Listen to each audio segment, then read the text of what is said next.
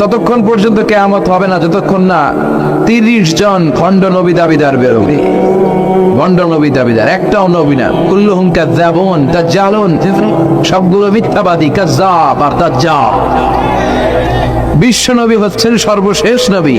আমার নবীর পরে আর কোন নবী আসবে? আমার রসুলের পরে আর কোন রসুল আসবে? এই কথাটা যারা মানবে না তার ঈমান থাকবে। মা কানা মুহাম্মাদুন আবা আহাদিম মির রিজালিকুম ওয়ালাকিন রাসূলুল্লাহি ওয়া খাতামান নাবিয়্যিন। মুহাম্মদ তোমাদের কোন ছেলেদের পিতা নয়, তিনি হলেন আল্লাহর রাসূল, তিনি হলেন শেষ রাসূল। খাতামান নাবিয়্যিন, সাইয়েদনা আদম থেকে শুরু করে নবী আসার যে ধারাবাহিকতা, এটা বিশ্ব নবীর মাধ্যমে এই চেইনটাকে কাট আপ করে দিয়েছে কে? আমার নবীর পরে কোনো নবী নাই। বিশ্ব নবী বলতেন লা নাবিয়্যা বা'দি ওয়ালা রাসূলুল্লাহ, আমার পরে নবীও নাই, রাসূলও নাই, তবে লাউ কানা বা'দি নাবিয়্যুন লাকানা উমর, আমার পরে যদি কেউ নবী হতো আমার সাহাবী ওমর নবী হয়ে যেত। প্রভু তুমি বলেছ রাসূল দেবে না, বলনি দেবে না ওমর, বলনি দেবে না হামজা তারিক, খালিদ বিজয়ী সমর। প্রভু তুমি বলেছ রাসূল দেবে না, বলনি দেবে না ওমর, বলনি দেবে না হামজা তারিক, খালিদ বিজয়ী সমর। প্রভু তুমি বলেছ রাসূল দেবে না। সুবহানাল্লাহ পড়েন। ওমরে ফারুক নবী হয়ে যেত, এমন কোয়ালিটি ছিল। আসাদুহুম ফি আমরিল্লাহি উমর, আল্লাহর আইন বাস্তবায়নের ক্ষেত্রে গোটা বিশ্বের মধ্যে সবচেয়ে শক্ত ছিলেন সাইয়েদনা উমর। আর এই উম্মতের মধ্যে সবচেয়ে নরম দিলের ছিলেন সাইয়েদনা আবু বকর। আরহাম উম্মতি বি উম্মতি আবু বকর। তিনি যখন নামাজে দাঁড়াতেন, সালাতে দাঁড়াতেন, উনি যখন তেলাওয়াত শুরু করতেন, উনার কান্নার আওয়াজে তেলাওয়াতের আওয়াজ বুঝতে যেত। আর আমাদের নামাজে কান্না আসে? হ্যাঁ, নামাজে দাঁড়াইলেই সারাদিন যেটা মনে পড়ে না ওটা নামাজে দাঁড়াইলেই মনে পড়ে। আছে না নাই? নামাজেও দাঁড়ায়, আবার বিপিএল কি হইলো ওই টেনশন আছে না নাই? নামাজও পড়ে, আবার বাসায় গিয়ে আউল। এখন তো আবার উনি কি এমপি না, মাননীয় এমপি মাশরাফি। এমপি বললে কেমন জানে লাগে? শুধু মাশরাফি বলতে ভালো লাগে, কথা কম। তো উনি কি আউট নাকি ছক্কা, এই টেনশন গুলো আছে না নাই? এই তো আমাদের নামাজ। এই নামাজগুলো মিজানের পাল্লায় উঠালে কোনো ওজন হবে? কথা বলেন। বিশ্বনবী যখন সালাত পড়তেন, বিশ্বনবীর পা গুলো ফুলে হাত্তা তাতাওয়াররা মুকাদ্দামা, টিউমার যেমনি ফুলে থাকে, বিশ্বনবীর পা গুলো ফুলে যেত। তাহাজ্জুদ পড়তে পড়তে দাঁড়িয়ে থাকতে থাকতে হাত দুইটা প্যারালাইজড হয়ে যেত, আর নাড়াতে পারে না। এরপরে তিনি হাত ছেড়ে দিতেন প্রশান্তির জন্য, এরপরে হাত ছেড়ে দিয়ে কেরাত পড়তেন। আবার যখন ভালো লাগতো আবার ধরতে, সুবহানাল্লাহ পড়া। আলী কারামাল্লাহু ওয়াজহার পায়ের ভেতরে এক যুদ্ধে তীর ঢুকে গেল। এই তীর টেনে বের করা যায় না, তীর টান দিলে উনি চিৎকার মারে, জখম হয়েছে অনেক ভিতরে। বিশ্বনবী বললেন আরিহনা বিসসালাহ ইয়া বিলাল, আকিমিস সালাত, বেলাল আযান দাও, নামাজ শুরু কর। নামাজ শুরুর আগে আরেক সাহাবীরে বললেন আলী যখন জামাতের কাতারে দাঁড়াবে, তুমি নামাজে না দাঁড়িয়ে আলীর পায়ের সামনে যে ওই পায়ের তীরটা টান দিয়ে বের করবা। সুবহানাল্লাহ পড়েন। একামত হলো, বিশ্বনবী সালাত শুরু করলেন।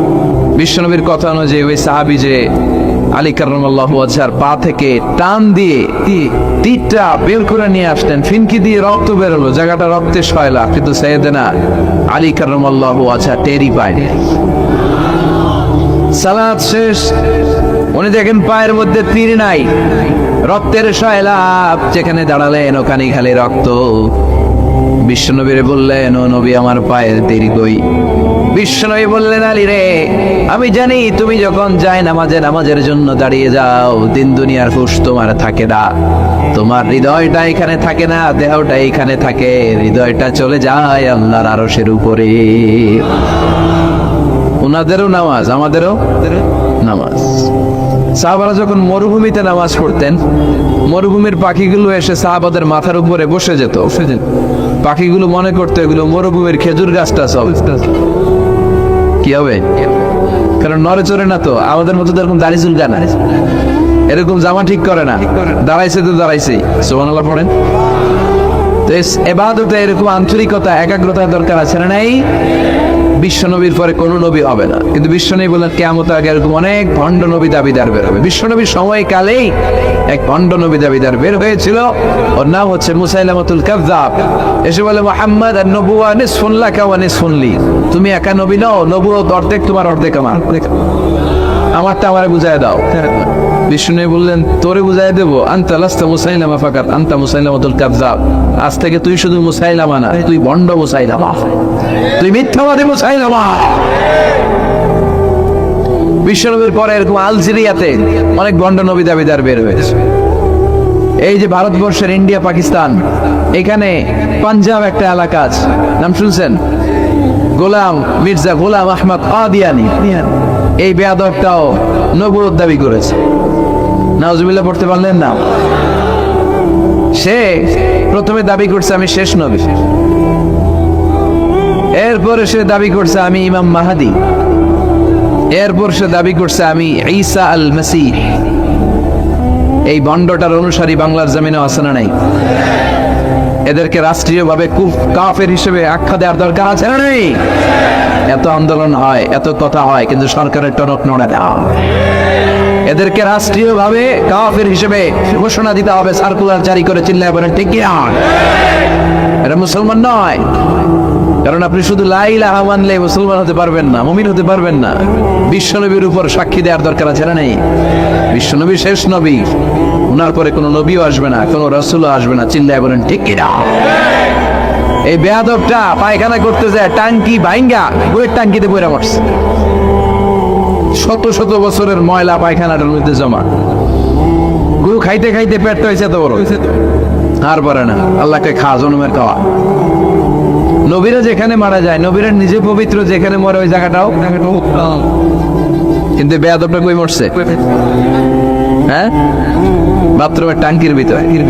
তো মেথর নিয়ে আসা হয়েছে, মেথর ভাইরা এসে রশি দিয়ে ওটার উঠায়, কিছু দূর ওঠার পরে এত ওজন, রশি টসি ভাঙ্গে আবার দশ করে পড়ে, আবার উঠায়, আবার আল্লাহকে জনম মতো কু খাইয়া নেই।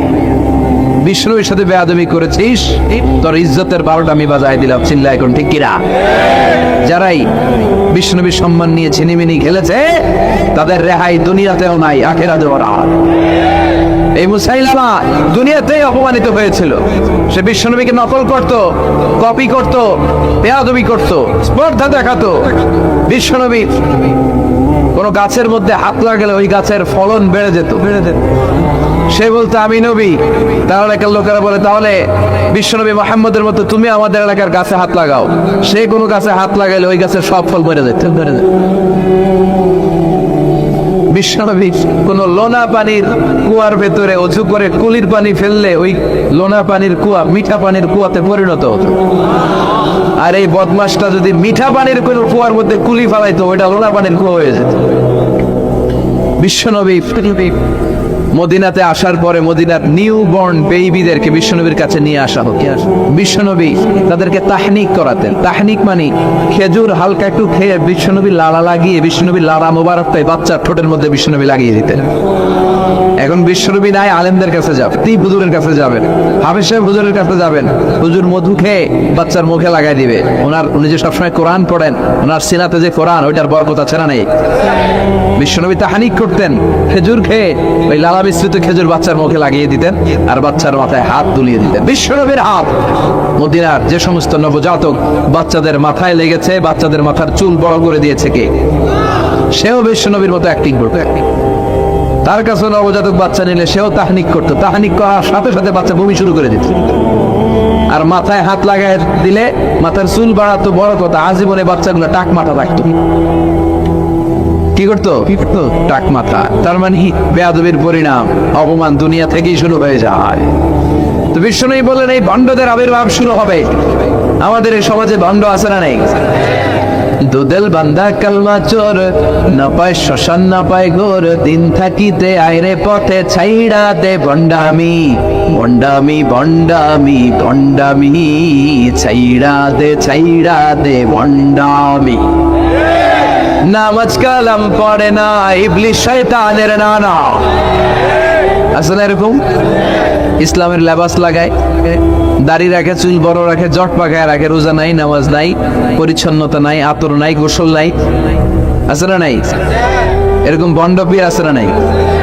হক্কানি পীর যারা, তাদের বিরুদ্ধে আবার কোনো কথা নাই, কারণ এদেশে অনেক লক্ষ লক্ষ হিন্দুরা এই হক্কানি পীরদের হাতে হাত রেখে কালিমা পড়ে মুসলমান হয়েছে। তাদেরকে আমরা সাপোর্ট করি। আমাদের বিরুদ্ধাচারণার হুঙ্কার হচ্ছে ভণ্ডদের বিরুদ্ধে। এই দেশে এত ভণ্ড পীর, এই দেশে যত ভণ্ড পীর আছে অনেক দেশের জনসংখ্যাও এত নাই।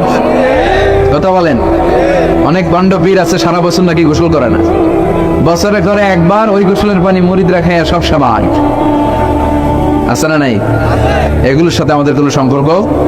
বিশ্বনবী বললেন এরকম ভণ্ডদের আবির্ভাব সমাজে হবে কিয়ামতের আগে।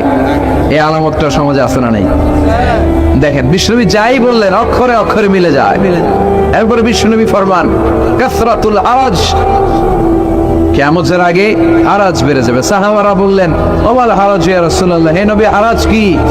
বিশ্বনবী বললেন হাদা ওয়াল হারাজ, হাদা ওয়াল হারাজ। কি বুঝলেন? মারামারি, কোপাকুপি, যুদ্ধ। আছে না নাই? আমরা কি যুদ্ধ চাই?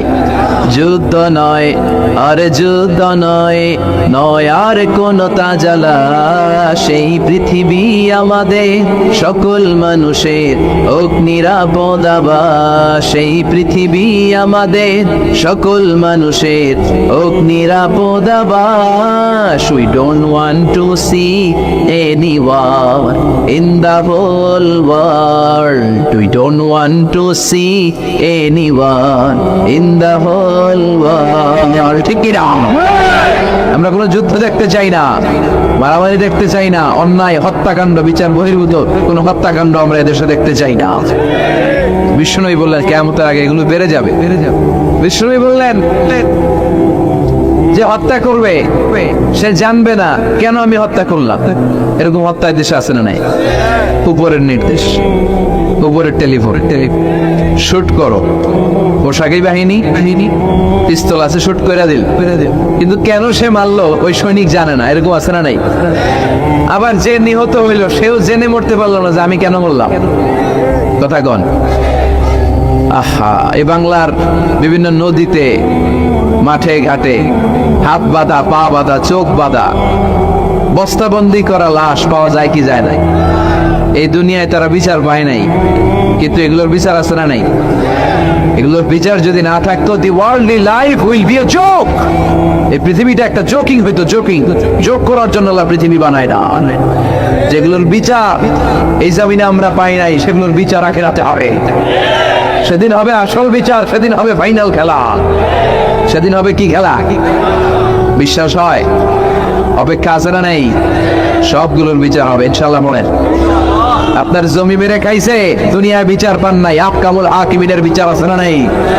আপনাকে অন্যায় ভাবে আঘাত করেছে, দুনিয়ার বুকে বিচার পান নাই, আখিরাতে বিচার আছে না নেই? বিশ্বনবী বললেন এই মারামারিটা বেড়ে যাবে কিয়ামতের আগে। এখন দেখেন খালি মারামারি, কুপাকুপি। 2 টাকার টেম্পো ভাড়া লইয়া একজন একজনের মাইরা ফেলাইছে। কয় টাকা? নাউজুবিল্লাহ পড়বেন না। আল্লাহ এই ফিতনা থেকে তুমি আমাদের বাঁচাও। এরপর বিশ্বনবী বললেন দিয়াউল আমানা, কিয়ামতের আগ দিয়ে আমানতের খেয়ানত হবে। এটা আমাদের সমাজে আছে না নাই? বিশ্বনবী বললেন কিয়ামতের আগ দিয়ে আমানতের খেয়ানত হতে থাকবে। ইদা দুইয়াতিল আমানাতু ফান্তাযিরিস সাআ। সাহাবারা প্রশ্ন ছুড়ে দিলেন, ইয়া রাসূলুল্লাহ মাতা সাআ, কখন কিয়ামত হবে? বিশ্বনবী বললেন ইদা দুইয়াতিল আমানা, যখন আমানতের খেয়ানত হবে তখন কিয়ামত হবে। সাহাবীরা আবার প্রশ্ন ছুড়লেন কাইফা ইদাআতুহা ইয়া রাসূলুল্লাহ, হে নবী আমানতের খেয়ানত কেমন করে হবে?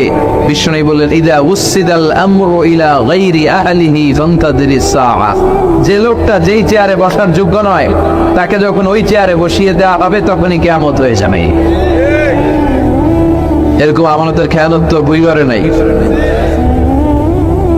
ধরেন একজনকে আপনারা প্রধান বক্তা হিসেবে দাওয়াত দিলেন, জানে না কোরআন, জানে না হাদিস, জানে না বক্তৃতা। এটা কিয়ামতের আলামত না? এটা আমানতের খেয়ানত না? এই দেশের শিশু বক্তা আছে না নাই? কথা কন। আহা, এদিকে আর কি মানুষ হয়েছে? শিশু বক্তা হইলে 3 গুণ হবে। বিল্ডিং টিল্ডিং ভাঙ্গা, প্যান্ডেল ম্যান্ডেল খুইলা অবস্থা সারা। এত মানুষ ও যে কি বলে ও নিজেও জানে না, কি যে জানে না ওইটাই জানে না। সবকিছুর একটা বয়স আছে, তোমাকে পড়াশোনা করতে হবে। তোমাকে ডিগ্রি অর্জন করতে হবে, তোমাকে জানতে হবে, তোমাকে বিশ্লেষণ করার, অ্যানালাইসিস করার ক্ষমতা রাখতে হবে। ছোট বাচ্চা যদি মুরব্বির মতো কথা বলে, আমরা এদের বেয়াদব বলি। আপনারা বই করে কি বলেন? বেয়াদব।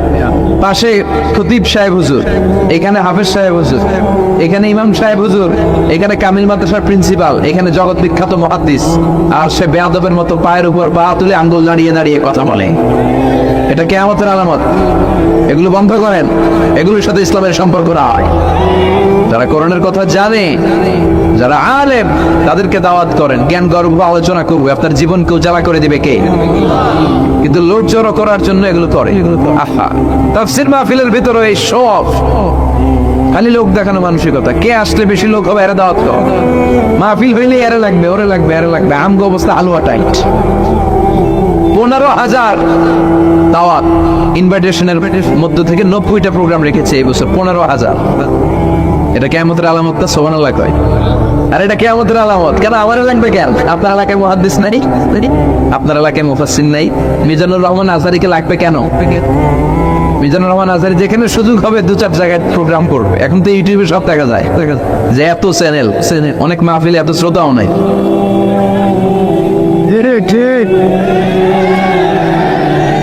কথা কন।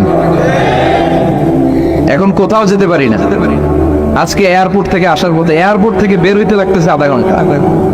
লোকজনের দাবি হচ্ছে হুজুর সেলফি তুলুন, সেলফি তুলবো, তাও বিভিন্ন অঙ্গভঙ্গি করে, এরকম মুখ বাঁকা করে, এরকম হাত বাঁকা করে। আমি বললাম কি স্টাইল? এটা গ্যাংনম স্টাইল। আছে না নাই? তো এগুলো লৌকিকতা যেন না হয়। এটা তো দিনের দাওয়াতের একটা সেক্টর, একটা প্ল্যাটফর্ম। এখানে উইঘরের যিনি সবচেয়ে বড় খতিব সাহেব হুজুর, উনি আসলেই চলবে। বড় আলেম উনি আসলেই চলবে। পাবনা জেলার বড় আলেম পাবনায় কথা বলবে, আর অন্যান্য জেলার যদি সুযোগ হয়। কিন্তু এমন ভাবে এটারে আমরা একটা আক্রমণাত্মক জায়গায় নিয়েছি। একটা ডেটের জন্য মানুষ সিআইপি ভিআইপি দিয়ে ট্রাই করে, এটা ঠিক না। এই টেন্ডেন্সি থেকে আমরা যেন বেরিয়ে আসি। আমরা, আমাদের দরকার ইখলাস। কি দরকার? ইখলাসের বড় অভাব। আবার মাহফিলে গেলে আমাদেরকে অনেক ক্রাইটেরিয়া দেয়, বলে হুজুর আপনার কিন্তু আজকে কাঁপাইতে হবে। আমি আসছি কোরআন থেকে কথা বলতে, এখানে কাঁপাকাঁপি হলে তো ভূমিকম্প হয়ে যাবে। কথা বলেন। আবার বলে হুজুর আপনার কিন্তু আজকে জমাই দিয়া যাইতে হবে। কি করতে হবে? জমাইতে হবে। তো এগুলোর সাথে ইখলাসের কোনো সম্পর্ক আছে? আবার বলে হুজুর কেউ যেন না ওঠে, আপনার কিন্তু ধরে রাখতে হবে। মানে আমনে করে সবাই ধরে রাখতে হবে, পাও ধরে থাকেন। এগুলোর সাথে হেদায়েতের কোনো সম্পর্ক, এজন্য এটা সমাজে হেদায়েত নাই। মাহফিলের পরে মাহফিল হয়, ফজরের নামাজটা ঠিক মতো হয় না। হেদায়েত শূন্য, হেদায়েত নাই, ইখলাস নাই। কি উদ্দেশ্যে শুনতেছি এটা যেন খেয়াল করে আমল করতে পারে, এই টেন্ডেন্সিটা নাই। আসুন আমরা একটু থামি। স্টপ, থামেন, অনেক হয়েছে। আন্না ইসলাম কি বলে, কি শিখাতে চায়, কি বুঝাতে চায়, ওইটা বোঝার চেষ্টা করেন, ওইভাবে মানার চেষ্টা করেন। কে কি বললো দেখার দরকার নাই, এত লোক জড়ো হওয়ার দরকার নাই। আজকে যদি চ্যানেল একটাও না থাকতো, 10 জন বসে যদি আমার কথা শুনতো, কোনো সমস্যা আছে? কথা বলেন। এই জন্য হেদায়েতটা সবচেয়ে বেশি জরুরি, ইখলাসটা জরুরি, আল্লাহর প্রতি ভয়, আস্থা, ভালোবাসা, এটা বেশি জরুরি। আল্লাহ তুমি ইখলাস দিয়ে আমাদের হৃদয়টাকে পূর্ণ করো। তাহলে এই যে লোক যে চেয়ারে বসার যোগ্য না, ওই লোক যদি ওই চেয়ারে বসে, কিয়ামতের আলামত আছে না নাই? চেয়ারম্যান হওয়ার যোগ্যতা যদি না থাকে, যদি চেয়ারম্যান হয়ে যায়, হ্যাঁ, সাইয়্যিদুল কওমি খাদিমুহুম, নেতা হবে তারা যারা মানুষকে খেদমত করবেন। খেদমত করার জন্য 1.5 কোটি টাকা খরচ করে চেয়ারম্যান ইলেকশন করে। 5 কোটি টাকা। এগুলো কেন? এই ট্রেডিশন দেশে আসলো কেন? উনি টাকা খরচ করবে কেন? ওনার চা খাওয়া দাওয়া, সিগারেট খাওয়া লাগবে কেন? উনি তো আমাদের খাদেম হওয়ার জন্য আসছে। উনি জনপ্রতিনিধি হয়ে দাঁড়াবে, যাকে আপনারা পছন্দ করবেন ভোট দিবেন না। হাজার হাজার কোটি টাকা, শোডাউন, সব আছে না নাই? কিয়ামতের আলামত। মসজিদের সভাপতির সাথে মসজিদের কোনো সম্পর্ক নাই, আছে না নাই? সব সভাপতিকে আমি এক পাল্লায় মেপে দিচ্ছি, বেশিরভাগের এই অবস্থা। ভালো দু একজন আছে, আমি জেনারেলাইজ করছি না।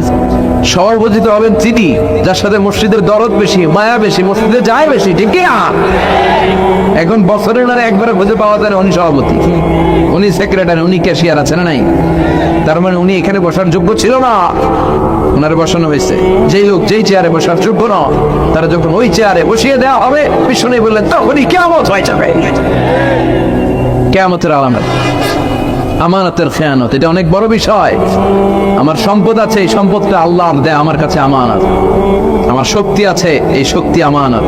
যুবক যারা আছো, তোমাদের যৌবনটা আল্লাহর দেয়া, তোমাদের কাছে সবচেয়ে বড় নেয়ামত এবং আমানত। তোমরা এখন চাইলে অনেক কিছু করতে পারো। তোমাদের একটা সদিচ্ছা তোমাদের এলাকাটারে জান্নাতি বানিয়ে দিতে পারে। তোমরা চাইলে সাগরের স্রোতকে পাল্টে দিতে পারো, বাতাসের গতিকে উল্টে দিতে পারো, তোমরা ইতিহাস রচনা করতে পারো। বিষ্ণুনবী যখন তোমাদের মতো যুবক ছিল, তিনি হালাফুল ফুদুল যুব সঙ্গ করেছেন, গানের কনসার্ট করে নাই, যাত্রাপালা করে নাই, নাচানাচি করে নাই। উনি হাতে হাত রেখে বলেছেন মক্কার বুকে কোনো টেন্ডারবাজি থাকবে না, মক্কার জমিনে কোনো চাঁদাবাজি থাকবে না, ধর্ষণ থাকবে না, মক্কার জমিনে কোনো দুর্নীতি চলবে না। যুবকদেরকে নিয়ে উনি এই কাজগুলো করেছেন। এখন একটার পর একটা আমানত আমরা খেয়ালত করে চলি।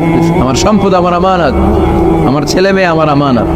আমার ছেলে কার সাথে মিশে, ও ডিশের কোন চ্যানেল দেখে, ও ইউটিউবে কোন সাইট ব্রাউজ করে, এটার ব্যাপারে কিয়ামতের দিন আমার জিজ্ঞেস করবে কে?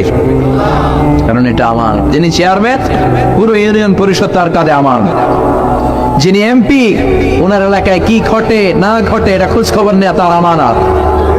মেম্বার অফ দ্য পার্লামেন্ট যিনি আছেন এই এলাকা, তার এলাকায় যদি ইয়াবার আড্ডা বসে, গাঞ্জার আসর বসে, এটার তার দায়ভার তিনি এড়াতে পারেন না। তার এলাকায় ধর্ষণ হলে এটার দায়ভার তিনি এড়াতে পারেন না। এটা তো আমার। যিনি মন্ত্রী, পুরো মন্ত্রণালয় এটা তার কাছে আমার। যিনি মাননীয় প্রধানমন্ত্রী, আমার 56,000 বর্গ মাইলের প্রতিটা ইঞ্চি মাটি তার হাতে আমার। এটা অনেক বড় বিষয়। আর মুমিনের বৈশিষ্ট্য হচ্ছে ওয়াল্লাযীনা হুম লিআমানাতিহিম ওয়া আহদিহিম রাউন। যারা বিশ্বাসী তারা কথা দিয়ে কথা রাখে আর আমানতের খেয়ানত করে। এজন্য আমানত পূর্ণ করতে রাজি আছেন? যেখানেই আমানত নষ্ট হবে সেখানেই কিয়ামতের ভয় আছে না নাই? দেখেন বিশ্বনবী কত চমৎকার করে দার্শনিকের মতো বলে গেলেন, যাই বলে গেলেন তার পুরোটাই সমাজের সাথে মিলে যায়। আমরা যেন আমানতের খেয়ানতকারী না হই, আমরা যেন আমানতকে সংরক্ষণ করতে পারি। আল্লাহ তুমি তৌফিক দাও। এরপর বিষ্ণু বললেন তাতাউন ফিল বুনিয়ান, কিয়ামতের আগে বড় বড় টাওয়ার বানানোর প্রতিযোগিতা শুরু হয়ে যাবে। আছে না নাই? আজকে নারায়ণগঞ্জে ঢুকে, এটা যে নারায়ণগঞ্জ এটা আমি চিনতেই পারতেছি না। এত সুন্দর হাইওয়ে, এত বিল্ডিং, বিশাল বিশাল টাওয়ার, আগে ছিল এগুলো? কথা বলেন। আরব বিশ্বে দেখবেন বুর্জ আল খলিফা, জমজম টাওয়ার, এই টাওয়ার ওই টাওয়ার, একটার পর একটা টাওয়ার। বিশ্বনবী বললেন কাবার পাশে যে পাহাড়গুলো আছে, শুনতেছেন? মনোযোগ আছে? কষ্ট হচ্ছে না তো? কাবার পাশে যে পাহাড়গুলো আছে, কাবার পাশে টাওয়ারের উচ্চতা যদি পাহাড়ের চেয়ে উঁচু হয়ে যায়, জেনে রাখো কিয়ামত বেশি দূরে নাই, কিয়ামতের ছায়া তোমার উপরে ছায়া দিচ্ছে। এখন মক্কা শহরের পাহাড়ের চেয়ে হাইট বেশি এরকম বিল্ডিং আছে না নাই? কাবা ঘরের পাশেই তো একটা আছে জমজম টাওয়ার, 120 তলা উঁচু। ক্লক টাওয়ার 120 তলা, বিশাল বড় ঘড়ি লাগানো, এগুলো সব কিয়ামতের আলাদা। ওর 5 তলা, আমার লাগবে 10 তলা। ওর 2টা গাড়ি আছে, আমার লাগবে 4টা গাড়ি। ও তাহাজ্জুদ পরে আমারও তো পড়তে হবে, ওই টেনশন নাই। ওর মেয়ে হেজাব পরে, আমার মেয়েটারা হেজাব পড়াবো, ওই চিন্তা নাই। ওর ছেলে নামাজে যায়, আমার গাঞ্জা খদ্দারও নামাজে বানাবো, এই টেনশন করে না। খালি সম্পদ কেমনে বাড়াবে, দুনিয়াবি চিন্তা। এই পৃথিবীটা একটা ধোঁকা। দুই ঘরের ভাইয়েরা, এই পৃথিবীটা একটা ধোঁকা। একটু থামেন, sit down and think about death. মৃত্যু সম্পর্কে ভাবেন। The most certain thing in our life is death. আমাদের জীবনের সবচেয়ে সুনির্দিষ্ট নিশ্চিত বিষয়টা হচ্ছে মরণ। মরা লাগবেই, চলে যেতে হবে, ঠিক কিনা? তো এই দুনিয়ার মায়াজালে আটকে পড়ে আমরা আখিরাতকে, মৃত্যুকে বেমালুম ভুলতে বসেছি। বিষ্ণু বললেন কিয়ামতের আগে মানুষের টেন্ডেন্সি হবে, মানুষ বড় বড় ইয়াতাতাওয়ালুনা ফিল বুনিয়ান, people will start to compete constructing high rises building in the cities, সমাজে বড় বড় টাওয়ার বানানো শুরু করে দেবে। এটা আছে না নাই? এরপর বিষ্ণু বললেন যুহুরুন নিসা আল কাসিয়াত আল আরিয়াত আল মাইলাত আল মুমিলাত, কিয়ামতের আগে পোশাক পরিহিতা নেকেড উলঙ্গ নারীদের সংখ্যা বেড়ে যাবে। দুই ঘরে মাশাআল্লাহ সব পর্দা মেইনটেইন করে, আশা করি। হ্যাঁ, স্থানীয়রা পর্দা করে, আলহামদুলিল্লাহ, আল্লাহ তুমি কবুল করো। কিন্তু গোটা বাংলাদেশের দৃশ্য কি ভুইঘরের মতো? না, ভয়ঙ্কর। বিষ্ণু বলেন কাসিয়াত আল আরিয়াত আল মাইলাত আল মুমিলাত, পোশাক পরিহিতা উলঙ্গিনী, মানে বোরকাও পড়বে, বোরকাওয়ালি, মানে তিনি বোরকা পড়েন কিন্তু টাইট ফিটিং বোরকা, আছে না নাই? তো এতে আপনি আমার মায়েরা, আমার বোনেরা, আমি আপনাদেরকে সবসময় সম্মান দিয়ে কথা বলার চেষ্টা করি, একটু বোঝেন। এই যে আপনি টাইট ফিটিং এর বোরকাটা পরলেন, এতে লাভটা হলো কি?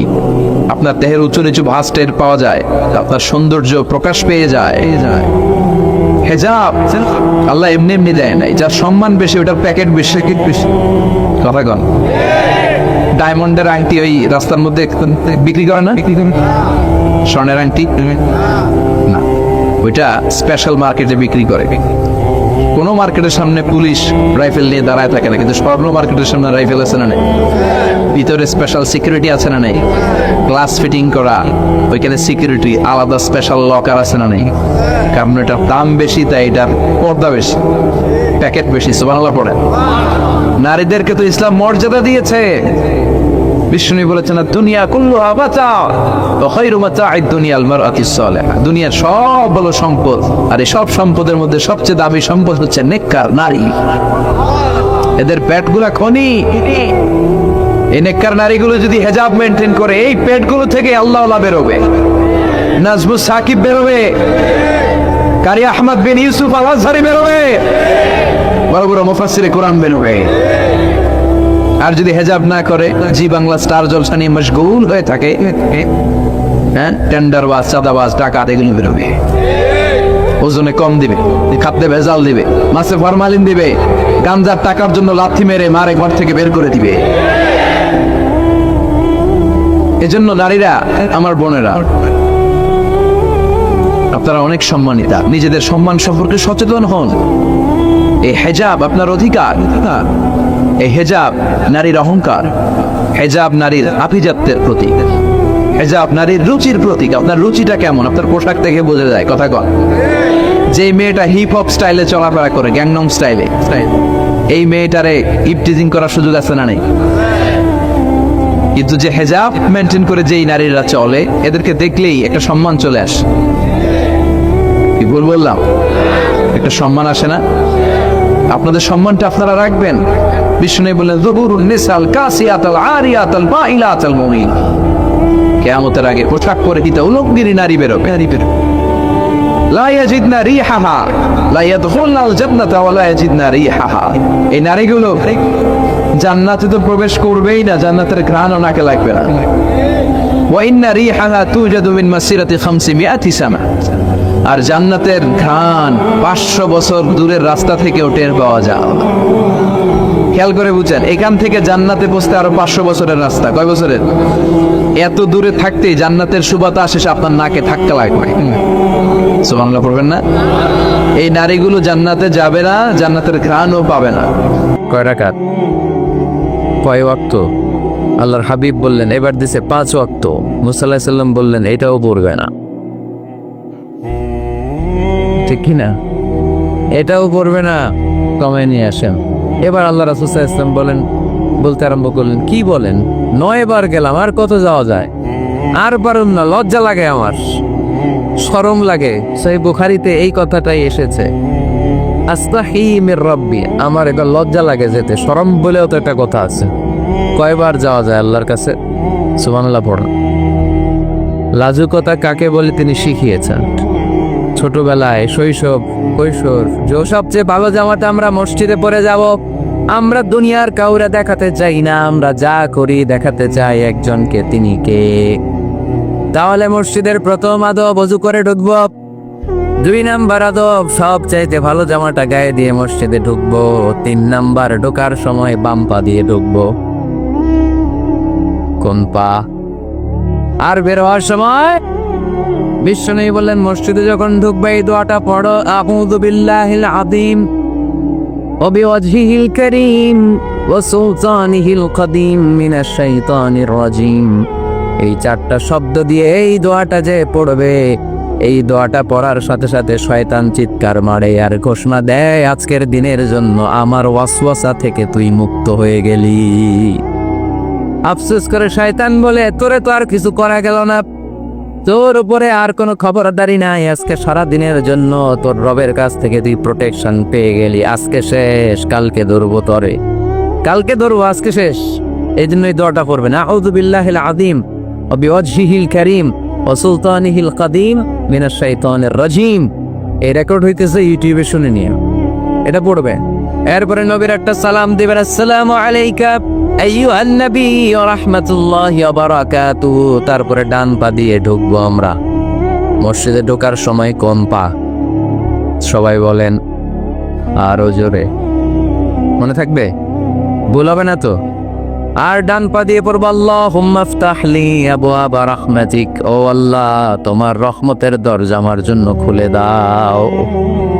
পড়েন আমিন। আর যখন বের হব তখন বাম পা দিয়ে বেরোবো। কোন পা? সবাই বলে, মনে থাকবে? ছেলে মেয়েদেরকে শিখানো যাবে? বাচ্চারা কি শিখাবেন? ঢোকার সময়, বের হওয়ার সময়, ঢোকার সময়, বের হওয়ার সময়, আর বের হওয়ার সময় পড়ব, আল্লাহুম্মা ইন্নী আসআলুকা মিন ফাদলিক, আল্লাহ আমি আপনার কাছে ফদল চাই। ঢোকার সময় রহমত চাই, বের হওয়ার সময় ফদল। ফদল মানে রিজিক। রিজিক কি মসজিদে থাকে না মসজিদের বাইরে? এজন্য আল্লাহ বলেন, ফাইদা কুদিয়াতিস সালাতু ফাতাশিরু ফিল আরদি ওয়াবতাগু মিন ফাদলিল্লাহ ওয়াযকুরুল্লাহা কাসীরান লাআল্লাকুম তুফলিহুন। যখন সালাত শেষ হয়ে যায়, জমিনের মধ্যে ছড়িয়ে পড়ো, জমিনে কাজ কর্ম শুরু করে দাও, কর্মচাঞ্চল্যতা দিয়ে জমিনটাকে ভরে তোলো, আর আল্লাহর কাছে ফদল চাও, রিজিক চাও। রিজিকের মালিককে। তাহলে মসজিদে কি পাওয়া যায়? রহমত। ওই একজনকে রিজিক না, রহমত। মসজিদে কি পাওয়া যায়? সবাই বলেন, এটাকে ক্লাস মনে করবেন, তাহলে খেয়াল থাকবে। মসজিদের ভিতরে কি পাওয়া যায়? আর বাইরে পাওয়া যায় রিজিক। চিল্লায় বলেন, বাইরে কি পাওয়া যায়? এই জন্য ঢোকার সময় রহমত চাবো, বের হওয়ার সময় রিজিক চাবো। ঢোকার সময় ডান পা, বের হওয়ার সময়, মনে থাকবে? আর মসজিদে ঢুকেই 2 রাকাত, ঢুকেই 2 রাকাত। দুখুলুল মসজিদ, তাহিয়াতুল মসজিদ, তাহিয়াতুল উযু, যেই নাম দেন। ওযু করলেই, মসজিদে ঢুকলেই, মনে থাকবে?